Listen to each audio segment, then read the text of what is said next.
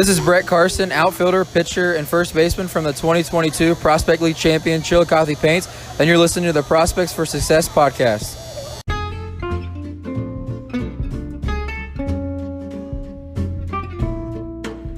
Hi, I'm Quentin. And I'm Michael. And this is Prospects for Success podcast, where we bring you our thoughts on Prospect League baseball. News, notes, opinions, and our favorite happenings. Thanks for joining us for Season 2, Episode 2. All right, we are going into the first weekend of the 2023 Prospect League season. I am so pumped that we've got Prospect League baseball back. Yeah, we have Prospect League baseball back. Sad to see the minors left the league, but hey, we got 2 new teams in the Prospect League. I'm excited to see what they can bring to the table. Yeah, we've got a couple of new teams, and they're redoing the schedule this year, so we're going to see some teams we're not used to seeing, come to the stadiums that we get to go to. So we're not going to be seeing like the same teams over and over again in person. So, but since you mentioned that, I wanted to ask. In the Battle of the Billies with the 2 new teams coming in, you got the Thrillville Thrillbillies and the Jackson Rockabillies, as the Prospect League has now moved into Tennessee. Which of the new teams do you think is going to have the better season? Honestly, I think the Thrillbillies are going to have the better season. They're starting out strong this season. It's very early in the season, but if they can still play the way that they're playing throughout the season, I feel like they're going to have a solid season.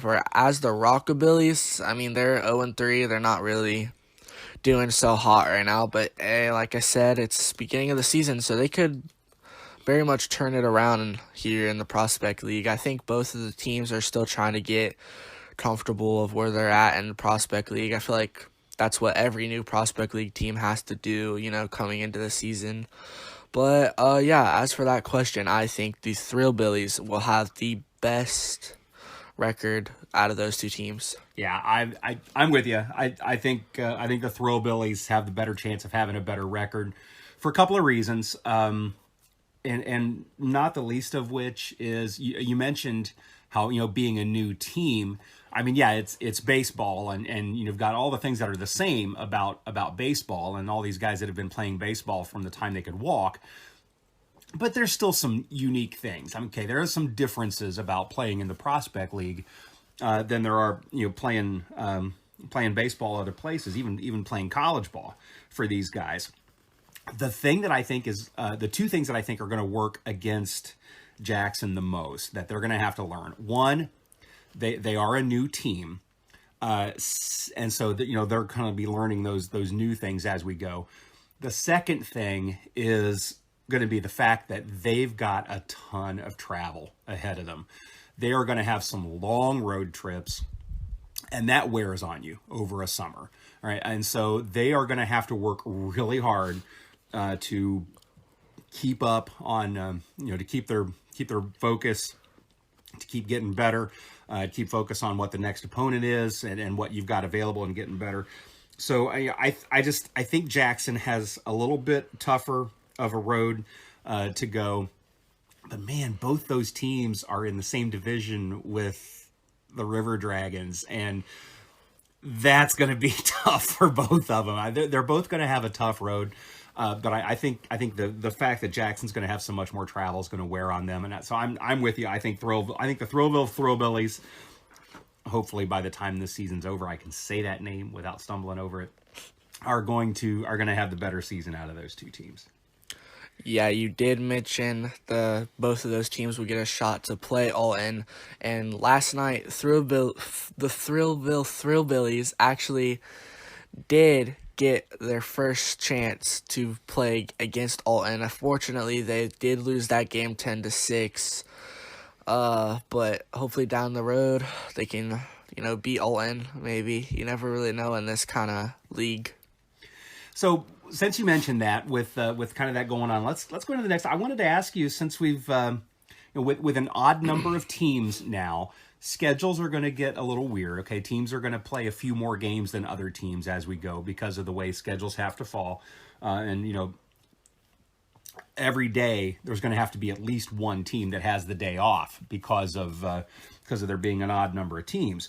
But with what's going on, what's impressed you over the first few games? Now we get to see games in person in Chillicothe most of the time. We've got the Prospect League TV package, so we can watch any game in the Prospect League that we want to from our internet connection, which is super nice. If you haven't bought it, go get it. But so out of the games that we've been able to see, what's really impressed you in these first few games of the 2023 Prospect League season? Honestly, I have to say the hitting. I feel like players have gotten a lot more smarter where they hit the ball, and also they're really getting aggressive on the bases. They're really base hungry. They want to, get the steal off. I mean, you see teams that haven't really been aggressive last season coming into this season, like Johnstown.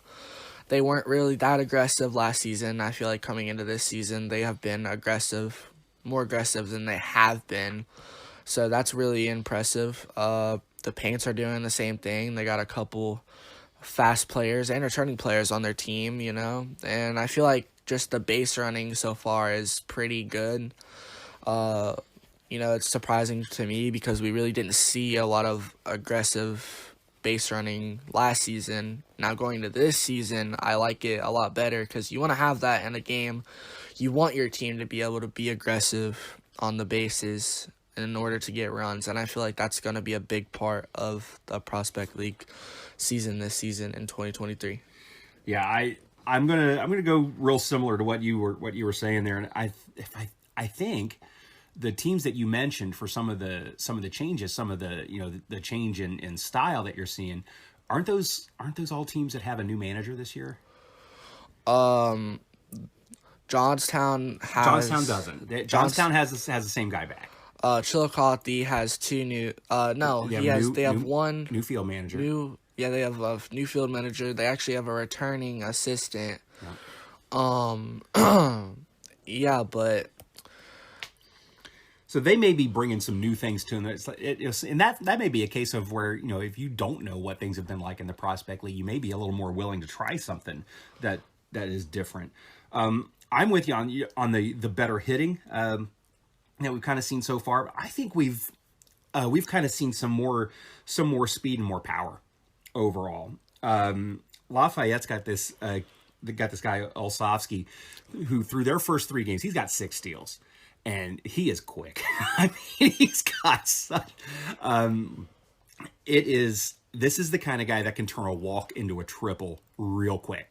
And so that's going to be super dangerous for him. And then Cape, the catfish, Hall's already got 5 steals, and he's hitting like 700 over his first couple of games.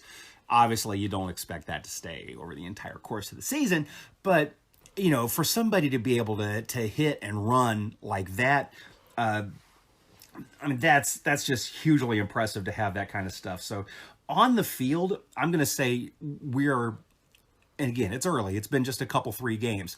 We're seeing a pretty good, a pretty high powered and high quality version of baseball out of these guys already this year. Yeah, I mean, like you said, Cape's got a pretty solid guy on their team. Lafayette going into the season 3-0 got a pretty solid guy on their team, and Chillicothe, I gotta mention them. They got a returning player, Tim Orr. I know he started in the lineup for Chillicothe yesterday against Champion City Kings. He ended up having a 2-run RBI, which gave the Paints the lead early in the game. That game, I feel like Chillicothe is pretty good with their new manager, with their catcher. I know their catcher has a pretty strong arm. Their outfield is they got some strong arms in the outfield too. They also got a little guy on their team that can really turn it up when it comes to, getting hits, and, he can make it a triple, double. I feel like he's got the speed that the Paints need when it comes to, that kind of play style for their baseball. Yeah, Schoenfeld's going to be a great one for the Paints. He's got 4 steals already, which I think, oh my gosh, 4 steals, he's got to be killing it. But no, he's like tied for third in the league with 4 steals. I think this is going to be a running league this year, as long as these guys can keep their legs under them. Yeah, and also like you said, there's going to be teams that won't get to play a day because of the odd number of teams, but you also got to think of it. Almost every team in the Prospect League has to play doubleheaders in this season. Like the Paints have an upcoming doubleheader. I know there's a couple other teams that play doubleheaders, and that's really that's got to take a lot out of you too, because you're playing 2 games one night, then some teams have to play again the other night. Like, we have a home game doubleheader, then we got to go travel. It's going to take a lot out of you when it comes to doubleheaders. You're exactly right, and we've. With that kind of setup, I mean, yeah, it takes it out of your position players. I think doubleheaders are actually harder on your pitching staff than they are on your position players. And we said it last season during this podcast at least a couple of times, where it seems like in this league, good hitting goes a long way, but good pitching will dominate good hitting in this league. Doubleheaders have a way of exposing a pitching staff sometimes, where if you get good pitching, and we saw this in that final series with Chillicothe and the River Dragons last year. As long as your good pitching lasts, you're in great shape. As soon as there's kind of a tail off, and it could just be for that day. I mean, you could just have a pitcher who's having a rough day. But as soon as you get a pitcher out there who's not really on top of his game, the bats will wake up and you will find yourself in a big hole really quick. So I think these double headers are going to be super important for how teams endure them, how well their pitching staff, how well these managers can set up their pitching staff to cover those 14 innings of 2 7-inning games on a doubleheader, cover those 14 innings, and then still have pitching staff ready to go the next day. So that I think you've hit something there. Those doubleheaders are going to be big in how teams handle this season, because you could use pitching that's going to get you through a doubleheader, and you might win that doubleheader. But then if your pitching staff is exhausted, you might struggle for the next 3-4 games until you can get an off day to get everybody back to get back in place. So we're definitely going to have to keep an eye on those doubleheaders this year. I am also going to say that off the field, I've been impressed so far with, one, the quality of the camera broadcasts that we're seeing on the Prospect League TV. Those are pretty cool. The on-screen automatic scoring I think they've still got a few bugs that they're working out on that. But that's kind of cool to see that happening. And the fact that we've seen a few more podcasts crop up from some of the other teams, and then the league kind of getting their podcast restarted and going. I'm real anxious to hear more about some of the podcasts that other teams have coming together too. Yeah, I mean, like you said with the camera quality, I feel like Lafayette has the best camera quality on Prospect League TV right now. Except for that earthquake center field camera. My gosh, that thing shakes like.